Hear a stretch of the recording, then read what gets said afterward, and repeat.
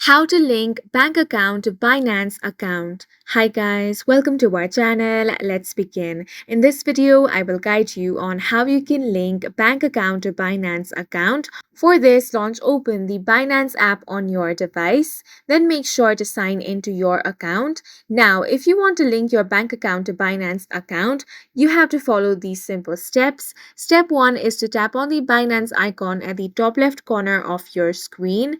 Now from here, tap on the gear icon at the top right corner to open up settings. Now scroll down and tap on payment methods. Here tap on P2P payment methods option. As you can see, no payment method has been added yet. To add, you want to tap on add a payment method option at the bottom of your screen. Now from here, you want to select your preferred bank. Then you will have to enter some details about your bank. Go ahead and enter your name, account number, and any other details over there. Once you have entered the required information, complete the verification steps, then confirm the details and finalize linking your bank. Depending on the region, this process may take a few minutes to few days.